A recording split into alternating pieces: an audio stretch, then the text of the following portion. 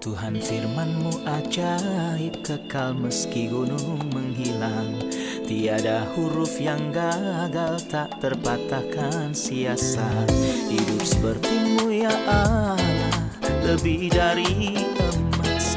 Aku bersaksi kitab-Mu, kitab yang suci. Terdengarkan firman-Mu, hibur hati yang luka. Terangilah langkahku kemanapun ku pergi. Biarkanlah firman-Mu berkuasa atasku. Ubahkanku, bebaskanku, ku mau menyenangkan-Mu. Tuhan firman-Mu ajaib, kekal meski gunungnya. Ubah dan bebaskan aku, mau menyenangkan-Mu. Salam jumpa pemirsa terkasih, saya menyambut Anda sekalian dimanapun Anda berada dalam episode terbaru program studi harian kita Semua Kitab Suci. Bahkan kami sangat berterima kasih kepada Tuhan karena kesempatan dari program ini yang membantu kita untuk membuka firman Tuhan di depan jutaan orang. Alkitab adalah firman Allah yang hidup. Kita kehilangan banyak jika Alkitab tetap tertutup, baik di rumah kita atau di gereja kita. Tetapi bila tersingkap, firman-Nya memberi terang dan pengertian. Jika Anda tinggal di lingkungan Kristen atau pergi ke gereja dan Alkitab ditutup, maka Anda dalam bahaya. Tetapi saya mendorong Anda untuk membaca dan meminta Tuhan membantu untuk memahami Alkitab. Saya juga mendorong Anda untuk mengikuti pelajaran kami saat kami mempelajari seluruh Alkitab dari kitab Kejadian hingga kitab Wahyu. Dan jika Anda berasal dari kalangan non-Kristen, mungkin Anda salah paham tentang Alkitab, bahwa Alkitab terdistorsi, bahwa ini bukan kitabnya Tuhan. Jangan membangun opini Anda tentang Alkitab berdasarkan apa yang Anda dengar dari orang lain. Cobalah untuk membaca Alkitab, bacalah sendiri. Dan lihatlah apa yang dikatakan Alkitab. Saya yakin bahwa ketika Anda membuka Alkitab, Tuhan akan menerangi pikiran Anda, menyinari hati Anda. Jika Anda memiliki pertanyaan atau permohonan, silakan kirimkan kepada kami. Kami berkeinginan untuk menyampaikan Alkitab dengan cara yang sederhana kepada Anda. Pelajaran kita telah mencapai kepada surat kepada jemaat Galatia, surat yang membela Injil, pasal yang keempat. Pada episode hari ini kita akan memulai pelajaran kita dari ayat 1-5. Saya mendorong Anda untuk mengikuti saya selama pelajaran berlangsung. Untuk memulai, izinkan saya untuk menyambut tamu kehormatan di studio, hamba Tuhan Yosef Riyad. Selamat datang Saudara Yosef. Selamat datang Saudara Riyad. Juga para hadirin yang telah bergabung di studio, selamat datang. Saudara Yosef, saya akan membaca 5 ayat pertama dari pasal 4, kemudian saya akan kembali untuk bertanya. Silakan. Yang dimaksud ialah, selama seorang ahli waris belum akil balik, sedikitpun ia tidak berbeda dengan seorang hamba, sungguh pun ia adalah tuan dari segala sesuatu. Tetapi ia berada di bawah perwalian dan pengawasan yang telah ditentukan oleh Bapanya. Demikian pula kita selama kita belum akil balik, kita juga takluk kepada roh-roh dunia. Tetapi setelah genap waktunya, maka Allah mengutus anaknya yang lahir dari seorang perempuan dan takluk kepada hukum Taurat. Ia diutus untuk menebus mereka yang takluk kepada hukum Taurat, supaya kita diterima menjadi anak. Yang pertama saya ingin Anda mengomentari ayat 1, yang dimaksud ialah, selama seorang ahli waris belum akil balik, sedikitpun ia tidak berbeda dengan seorang hamba, sungguh pun ia adalah tuan dari segala sesuatu. Saya pikir bahwa ayat 1 pasal 4 berhubungan dengan ayat 29 yang merupakan ayat terakhir dari pasal 3. Dan jikalau kamu adalah milik Kristus atau karena engkau milik Kristus, maka kamu juga adalah keturunan Abraham dan berhak juga menerima janji Allah. Sekarang, saya mengatakan bahwa ahli waris selama masih anak-anak sama sekali tidak berbeda dengan budak. Itu berarti ia seorang mungkin menjadi ahli waris, tetapi karena dia masih anak-anak maka dia tidak bebas menggunakan warisan besar yang ditinggalkan ayahnya. Ayahnya memberinya warisan, tapi karena dia masih anak-anak maka dia tidak berbeda dengan seorang budak meskipun dia adalah pewaris segalanya. Tapi dia berada di bawah wali atau pelayan sampai waktu ditentukan oleh ayahnya. Saya yakin ada kelanjutan ide dari pasal sebelumnya di akhir pasal. Saat dia menyimpulkan bahwa pasal sebelumnya berbicara tentang warisan, Ya, berhak menerima janji, Allah. ahli waris. Tapi kalau masih anak-anak, mana bisa menikmati warisan? Tepat. Ayat 2 mengatakan, tetapi ia berada di bawah perwalian dan pengawasan sampai pada saat yang telah ditentukan oleh Bapanya. Saya ingin memiliki definisi untuk penjaga dan pengelola, dan sebelumnya dia memberitahu kita bahwa ada pengajar. Jadi ada pengajar, Ya. ada wali, ada pengelola. Siapakah mereka ini? Pengajar adalah orang yang memegang tangan anak dan membawanya ke guru sekolah, dan ini karyanya. Para wali adalah mereka yang mengurus kehidupan anak ketika ia masih kecil. Pengelola adalah orang yang bertanggung jawab untuk menggunakan warisan anak, Mengelola harta miliknya. miliknya. Jadi, pengajar membawa anak itu ke guru, ke sekolah. Wali adalah orang yang mengurus urusan anak secara umum. Dan pengelola adalah dia yang berhak bertindak atas hartanya dan mengatur urusan hartanya. Jadi anak kecil itu tidak bisa mengatur apa-apa kecuali pengelolalah yang mengatur segala hartanya. Wali adalah dia yang menangani anak itu sendiri dan pengajar adalah dia yang memegang tangannya untuk menghubungkannya dengan Ini gurunya. membawa kita kembali ke hukum Taurat. Semuanya adalah hukum Taurat. Semuanya Ini adalah hukum hukum Taurat. Ya. Sampai pada saat yang ditentukan. Sampai kapan Kristus datang? Setelah dia berbicara tentang penjaga dan pelayan, dia berkata, sampai pada saat yang telah ditentukan oleh Bapaknya. Apa arti waktu yang ditentukan oleh Bapa? Kita memiliki dalam peradaban kita pada waktu kita saat ini, beberapa negara menetapkan usia dewasa ketika seseorang dapat mengolah harta miliknya. Misalnya pada usia 18 tahun di beberapa negara, 21 tahun di negara lain, dan 16 tahun di negara lain. Ada hukum Taurat yang berlaku untuk semua orang, tapi tidak seperti itu di Kekaisaran Romawi.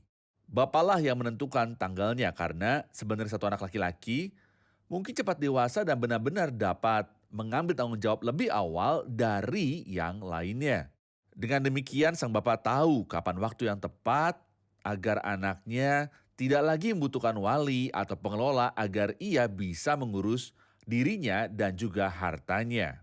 Jadi dia merujuk waktu tertentu, itu sebabnya dia berkata tetapi berada di bawah wali dan pelayan sampai waktu yang ditentukan oleh Bapa. Mungkin umurnya 20 tahun, 15 tahun, atau bahkan 25 tahun, sesuai dengan apa yang ditunjuk oleh Bapa. Waktu yang ditunjuk oleh Bapa ini adalah waktu ketika anak laki-laki bukan lagi seorang anak, tetapi ia menjadi orang dewasa yang berhak bertanggung jawab atas dirinya sendiri dan dapat menggunakan harta miliknya. Di dalam budaya Romawi, waktu yang ditentukan oleh Bapa adalah tanggal pubertas dan diadakan perayaan. Ya, Bapa mengadakan perayaan. Benar. Dan dia mengundang keluarga dan tetangga karena anaknya telah dewasa. tepat. Lalu dia memberinya cincin sebagai ungkapan kepercayaan kepadanya bahwa dia dapat mengelola harta miliknya. Wow. Dia mengatakan kepadanya, kamu bebas untuk menggunakan cincin itu untuk menandatangani kontrak, untuk menjual, atau bahkan membeli. Saya juga ingin berhenti pada waktu Tuhan. Di sini dia memberitahu kita sampai pada saat yang telah ditentukan oleh Bapaknya. Kemudian ada sesuatu yang disebut kepenuhan waktu. Dan sebelumnya dia berkata sebelum iman itu datang. Waktu Tuhan dan agenda Tuhan. Saya ingin mengatakan bahwa sampai pada saat yang telah ditentukan oleh Bapaknya, jika kita mempertimbangkannya dalam kasus kita, menanyakan kapan waktu yang ditentukan oleh Bapa, ini adalah kepenuhan waktu. Jadi ketika genapan waktunya telah tiba, waktu Tuhan dimulai. Inilah saatnya anak-anak kecil itu akan berubah menjadi dewasa. Jadi Tuhan melakukan karya itu. Apa karyanya? Tuhan mengutus putranya dan Tuhan mengutus roh putranya seperti akan dia jelaskan dalam ayat-ayat yang akan datang. Jadi kita memiliki hal yang luar biasa. Tuhan telah menetapkan waktu. Waktu itu adalah pemikiran pertimbangannya dan dia tidak membagi waktu itu dengan siapapun saat yang telah ditentukan oleh Bapaknya. Ketika saat ini ditunjuk oleh Bapa telah datang bukan untuk anak laki-laki dalam keluarga Romawi, tapi bagi manusia dalam hubungannya dengan Tuhan. Ketika kegenapan waktunya telah tiba, Tuhan memulai karyanya. Dia mengutus putranya agar kita dapat menerima adopsi sebagai putra. Dan karena kamu adalah anak, Allah telah mengutus roh anaknya agar kita dapat menikmati hak istimewa ini. Faktanya Tuhan memiliki agenda seperti Anda katakan sebelumnya. Dan dia memiliki waktu dan dispensasi yang berbeda.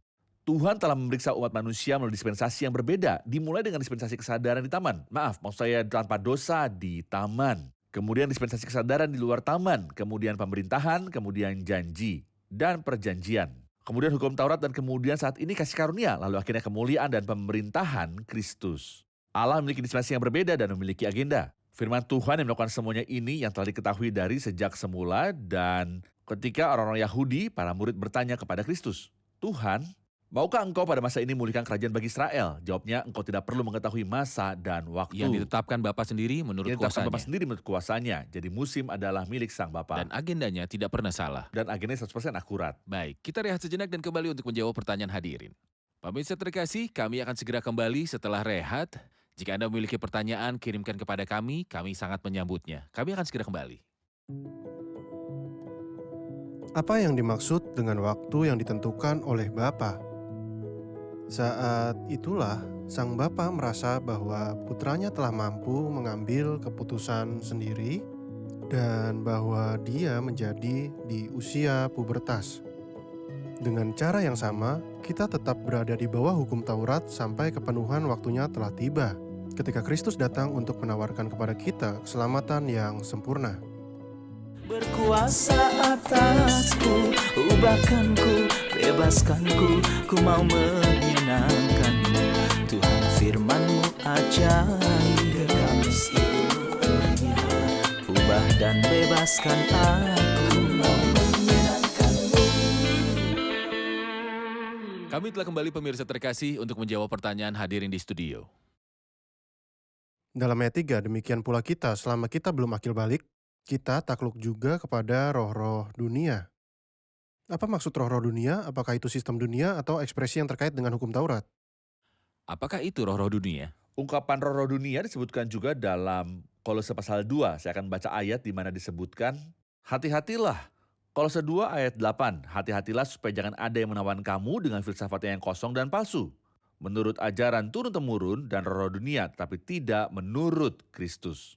Roh-roh dunia adalah prinsip-prinsip dunia dan saya melihat bahwa prinsip-prinsip dunia berarti tidak ada yang diberikan oleh dunia secara gratis. Anda harus bekerja untuk mendapatkannya. Dan agama adalah bagian dari prinsip dunia. Apakah ada sesuatu yang disebut bahwa Tuhan kita menyelamatkan oleh kasih karunia? Tidak mungkin. Anda harus bekerja dan berusaha dan pada akhirnya Tuhan akan melihat apakah Anda gagal atau berhasil. Ini adalah prinsip-prinsip dunia, hukum Taurat yang memperbudak orang Yahudi. Juga merupakan salah satu prinsip dunia. Tidak ada yang gratis, lakukan ini dan kamu akan hidup. Namun syukur kepada Tuhan, sekarang kita tidak berada di bawah prinsip-prinsip dunia dan kita tidak berada di bawah dunia sama sekali. Kita sedang menikmati pemberian cuma-cuma dari Allah melalui kasih karunia. Ini adalah hati Tuhan dan bukan prinsip dunia. Inilah keseimbangan kita di surga. Tepat. Kita menerima berkat di tempat surgawi. Tepat. Dalam ayat 4 dia berkata, tetapi setelah genap waktunya, maka Allah mengutus anaknya yang lahir dari seorang perempuan dan takluk kepada hukum Taurat. Ia diutus untuk menebus mereka yang takluk kepada hukum Taurat supaya kita diterima menjadi anak. Padahal ayat ini adalah ayat yang sangat kaya. Dan kita Sungguh. perlu berhenti di sini Sungguh. sering-sering.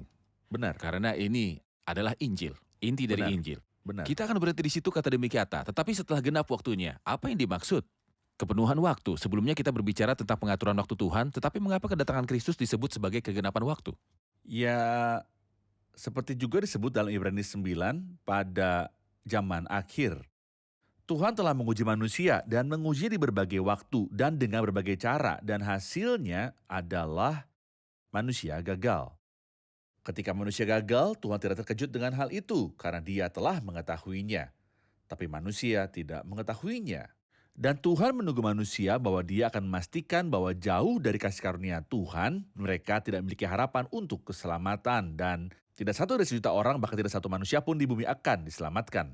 Ketika kepenuhan waktu telah tiba, setelah Tuhan menunggu dengan sabar dan hal-hal terakhir, Tuhan mengungkapkan solusi yang diketahui olehnya seluruh dunia dijadikan dan yang Dia ucapkan. Ketika Dia datang kepada manusia di Eden dalam Kejadian 3 ayat 15 bernubuat tentang keturunan perempuan yang akan meremukkan kepala ular. Keturunan perempuan yang di sini dikatakan bahwa Allah telah mengutus putranya yang lahir dari seorang perempuan. Inilah keturunan perempuan itu, inilah yang dijanjikan sejak dulu. Inilah solusi yang harus Tuhan perbaiki dan pulihkan kondisi manusia yang sengsara. Selain itu, saya melihat perbedaan antara ayat ini dan ayat lain yang disebutkan dalam Efesus pasal yang pertama, yaitu kepenuhan waktu. Sebenarnya perbedaannya ada dua, bukan satu. Perbedaan pertama adalah kepenuhan waktu dalam bentuk jamak dan di sini kepenuhan waktu dalam bentuk tunggal. Tetapi perbedaan kedua adalah bahwa kata waktu dalam Efesus 1 bukanlah kata yang sama yang disebutkan di sini. Di sini kegenapan waktu berarti waktu telah selesai. Tapi di sana itu berarti semacam waktu. Artinya ada waktu lain dan waktu lainnya. Sifat yang berbeda, kebijakan yang berbeda untuk setiap waktu. Ketika akhir zaman datang dalam Efesus 1, ini adalah akhir zaman. Dispensasi kegenapan zaman yang merupakan jenis kehidupan terakhir yang bumi akan saksikan. Tetapi di sini ketika kegenapan waktunya telah tiba, dia menganggap waktunya telah terhubung dan akhirnya telah tiba, atau inilah waktu yang telah kita sebutkan sebelumnya saat telah ditentukan oleh Bapaknya. Ketika hitungan mundur dari kepenuhan waktu telah tiba, Tuhan mengutus. Dengan demikian waktunya telah selesai, waktu Ya. yang ditentukan Bapa telah tiba, dan Kristus harus datang pada waktu itu. Tepat. Dan banyak nubuatan mengatakan bahwa Kristus akan datang dan dia akan mati. Benar. Seluruh hal ini tidak tunduk pada pilihan manusia, tetapi ada waktu tertentu di mana Kristus Ini bukan hal yang acak. harus datang. Dan ada waktu Kristus harus mati. Tepat. Mohon berikan nubuatan perjanjian lama. Saya tahu ada banyak nubuatan perjanjian lama, tetapi ingatkan saya satu nubuatan yang meramalkan waktu Kristus tentang kematiannya, agar kita tahu bahwa itu bukanlah suatu kebetulan, melainkan sudah dipersiapkan sebelumnya sesuai agenda Tuhan. Nubuatan yang paling jelas ada di Daniel 9. Ketika dia mengatakan bahwa sejak pemulihan Yerusalem dan pembangunannya kembali yang dimulai pada zaman Artasasta menurut Nehemia pasal 2. Mulai saat itu sampai kebangkitan Kristus sang pangeran dan disingkirkan kematiannya di kayu salib. 69 minggu, yang berarti 69 kali 7 sama dengan 483 tahun. Dari pemulihan Yerusalem sampai penyiksaan Kristus kematiannya di kayu salib. Salah satu saudara terkasih menulis kitab tentang pangeran yang akan datang dan menghitung jumlah hari, dan ternyata benar bahwa ketika 483 tahun telah selesai tepat, Kristus datang. Pada hari ke-14 di bulan yang ke-7. Tepat, dia masuk kota Yerusalem. Dalam tangisannya masuk, dan setelah 4 hari dia mati ketika dia digantung di kayu salib dan mati. Dia masuk pada hari ke-10 dan meninggal di hari Tepat. ke-14, Benar, hari Paskah. tepat, Dengan demikian agenda Tuhan sudah tertata dengan baik, tidak pernah salah. benar. Mohon komentar Anda atas maka Allah mengutus anaknya yang lahir. Maka Allah mengutus anaknya yang lahir. Apakah maksudnya? Iya, tentu saja kita menemukan banyak hal. Pertama-tama, Kristus tidak mulai hidupnya ketika dia lahir.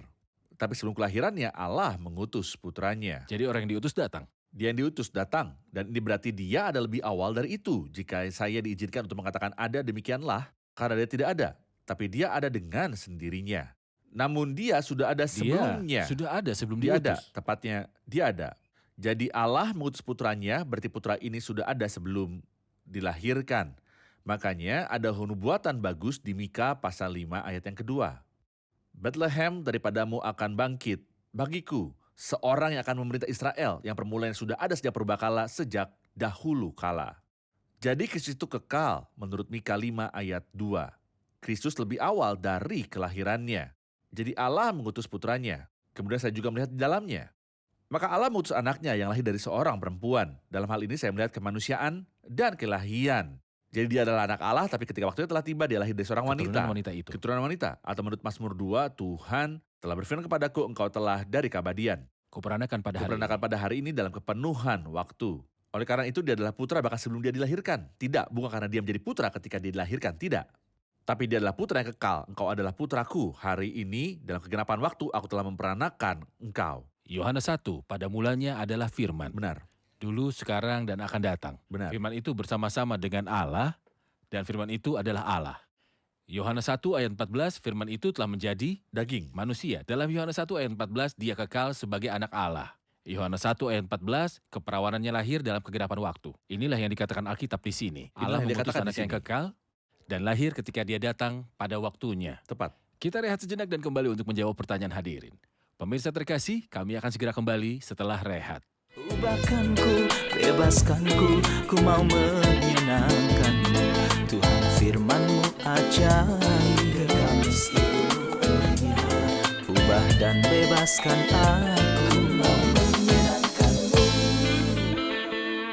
Kami telah kembali pemirsa terkasih untuk menjawab pertanyaan hadirin di studio. Di sini kita melihat bahwa Allah mengutus putranya yang lahir dari seorang perempuan, tetapi mengapa Kristus harus datang, menderita, dan mati? Dia adalah Tuhan. Dia memiliki semua otoritas, jadi mengapa dia tidak memberikan pengampunan kepada semua orang yang berdosa tanpa harus turun ke bumi? Benar. Pertanyaan penting, mengapa dia harus berinkarnasi untuk datang sebagai manusia? Apakah itu efektif? Apakah benar bagi Tuhan untuk menjadi makhluk yang tidak stabil? Untuk melakukan apapun yang dia Sama inginkan? sekali tidak. Bagaimana jika ini terjadi bahwa Tuhan adalah makhluk yang tidak stabil? Menurut Anda apakah alam semesta akan terus berlanjut?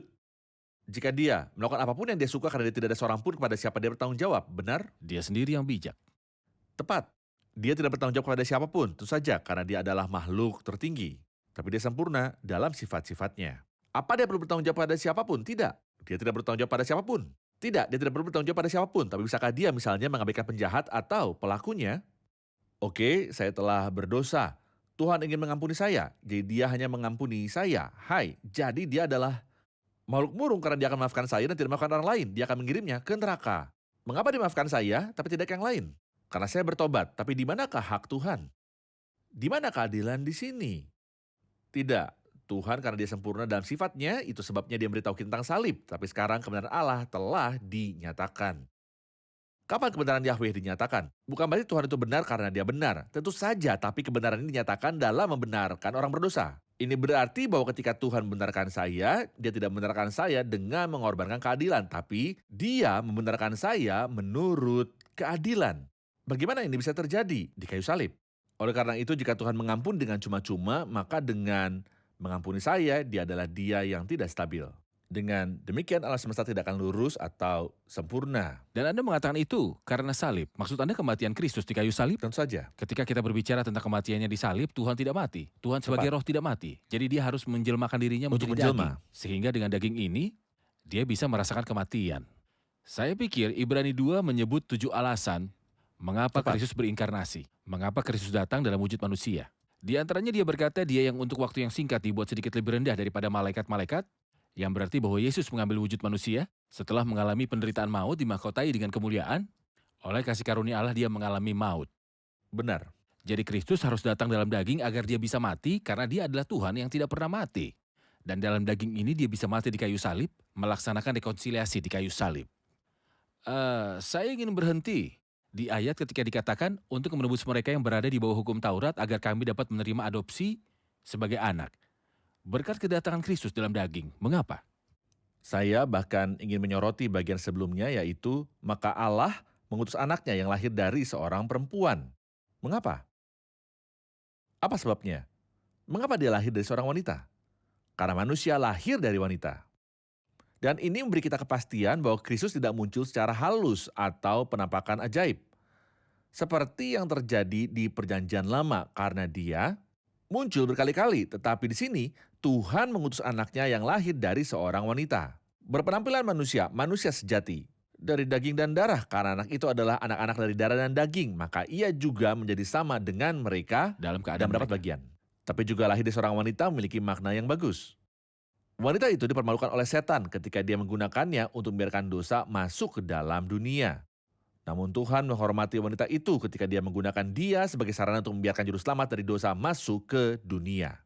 Sudah jelas bahwa Kejadian 3 menghina wanita itu ketika setan menipunya, bisa dikatakan, dan menggunakannya sebagai sarana untuk memasukkan dosa, kesengsaraan, dan kutukan ke dalam kemanusiaan. Tapi Tuhan ingin mengembalikan martabat dan kehormatan wanita, jadi dia memakainya untuk membawa juru selamat, lahir dari seorang perempuan yang menjadi manusia sempurna, dan takluk kepada hukum Taurat. Ya, kita baca tentang dia bahwa dia disunat pada hari ke-8 dalam Injil Lukas. Kita juga baca bahwa Maria yang terberkati mempersembahkan persembahan yang hanya dapat dipersembahkan oleh orang miskin karena ia dilahirkan dalam keadaan miskin, dan takluk kepada hukum Taurat. Mengapa dia lahir di bawah hukum Taurat? Karena dia datang secara khusus kepada orang manusia karena setelah genap waktunya. Saat yang telah ditentukan oleh Bapaknya, kamu sudah lama hidup sebagai anak kecil, tapi mulai sekarang aku akan membuatmu menjadi dewasa. Saat yang ditentukan, saya akan mengadakan perayaan, dan perayaan itu adalah di kayu salib ketika Kristus mati untuk memberi kita keselamatan dan karena itu mengadopsi kita sebagai anak. Penjelasan Anda tentang mengapa Tuhan lahir dari seorang wanita memicu banyak pertanyaan lain di benak saya terkait dengan alasan mengapa dia lahir dari seorang wanita. Topik yang layak. Mengapa dia lahir dari seorang wanita? Apakah wanita ini seorang wanita muda? Apa keajaiban dia dilahirkan dari seorang wanita? Terlalu banyak pertanyaannya, jadi kita akan menunda 2 pertanyaan ini di episode yang mendatang. Amin. Mengapa dia lahir dari seorang wanita? Pertanyaan kedua adalah, untuk apa dia datang? Kita akan simpan 2 pertanyaan ini di episode mendatang. Amin. Saudara Yosef, kita akan menuju ke hadirin untuk mengetahui apa yang telah mereka pelajari. Tidak seorang pun dari kita dapat mengorbankan putranya. Tetapi Allah pada genap waktunya mengutus anaknya, Tepat. disalibkan dan mati. Dan ini adalah cinta yang besar di hatinya. Ya, agar kita dapat diampuni, dan agar kita dapat pergi ke surga dan menerima hidup yang kekal itu sendiri. Juga puji syukur untuk karya ini, saya ingin mengatakan apa yang saya lakukan untuk mendapatkan semua ini. Saya tidak melakukan apa-apa karena Tuhan melakukan semua karya. Dia melakukan semuanya. Sempurna. Siapa lagi? Tuhan memiliki waktu dan penentuan waktunya tepat, tidak pernah menunda atau terlalu maju. Aku, Tuhan, akan melaksanakannya dengan segera pada waktunya. Kapan kepenuhan waktunya akan tiba? Ada lagi? Saudari Fadila? Sungguh hati saya terpikat oleh fakta bahwa Dia tidak hanya menebus kita dari situasi kita di mana kita diperbudak oleh prinsip-prinsip dunia dan bahwa kita berada di bawah pengawasan dan pengelolaan iblis. Dia tidak hanya membebaskan kita dari hal-hal ini, tapi Dia juga mengadopsi kita menjadikan kita anak-anaknya. Ini adalah sesuatu yang tidak bisa dipercaya. Jika kita menuruti urutan dari apa yang dilakukan untuk kita tidak dapat berbuat apa-apa selain bersujud di hadapan Dia, memberitahunya bahwa Dia sungguh layak menerima penyembahan dari diri kami yang paling dalam. Dari budak menjadi anak laki-laki. Saya bersyukur karena Tuhan memberikan pengampunan atas dosa-dosa kita tanpa meminta imbalan apapun. Karena itu membuat saya bertanya-tanya apakah saya layak menerima pengampunannya atau tidak. Karena karyanya akan sangat Bergantung besar. pada? Tergantung pada apa yang Dia lakukan untuk saya. Saya diterima dan hari ketika saya datang kepadanya meminta ampun, maka Dia akan memiliki pengampunan dan penerimaan untuk saya. Terima kasih, Tuhan memberkati. Terima kasih Saudara Yosef. Tuhan berkati. Kita lanjutkan diskusi di episode berikutnya. Kita akan mulai dengan pertanyaan tentang ayat yang Benar. kaya, yang sama. Betapa indah. Allah mengutus anaknya yang lahir dari seorang perempuan. Apa artinya? Apa keajaiban Dia dilahirkan dari seorang wanita? Mengapa Dia datang? Untuk menebus mereka yang berada di bawah hukum Taurat. Tuhan Tuhan memberkati. Pemirsa terkasih, waktu yang ditentukan oleh Sang Bapa adalah ketika waktunya telah tiba. Tuhan mengambil inisiatif. Dia mengutus anaknya. Tuhan tahu bahwa Dia harus mengutus anaknya untuk membenarkan manusia menurut keadilan. Tuhan yang kaya, penyayang, dan perkasa sekaligus adalah Tuhan yang adil. Tuhan tidak bisa memberitahu manusia, "Aku penyayang dan pemaaf, jadi aku akan memaafkanmu apapun yang terjadi." Tetapi Tuhan untuk membenarkan manusia dan mengampuninya harus melakukan belas kasihan dan keadilannya. Dia tidak bisa mengampuni manusia menurut keadilan, kecuali Kristus datang dalam daging. Dan oleh daging ini, mati di kayu salib. Anda mungkin bertanya, mungkinkah Tuhan menampakkan diri dalam daging? Banyak kitab mengatakan bahwa Tuhan menampakkan diri kepada manusia di atas pohon. Dan Allah berbicara kepada Musa di gunung ini. Jadi mengapa Anda mengacu pada Tuhan yang muncul dalam daging? Jika Anda menerima bahwa Dia muncul di pohon dan berbicara dengan Musa, dan bahwa Dia datang di gunung dan berbicara dengan Musa, lalu mengapa Anda menyangkal Dia bahwa Dia datang dalam daging dalam rupa manusia? Jika saya ingin mempertanyakan Tuhan mengatakan, "Mengapa engkau melakukan itu?" Apakah saya benar? Tuhan melakukan apa yang Dia inginkan, kapanpun Dia mau, apapun yang Dia mau. Dia maha kuasa, tetapi Dia datang dalam daging agar oleh kasih karunia Allah Dia dapat merasakan kematian untuk semua orang dan untuk segalanya. Terimalah Kristus, agar hatimu tercerahkan dan Anda mengerti keberatanmu sekarang jika Anda merendahkan diri dan menerima Kristus sebagai juru selamat dan penebus pribadi. Pemirsa terkasih, sampai jumpa di episode selanjutnya. Tuhan besertamu.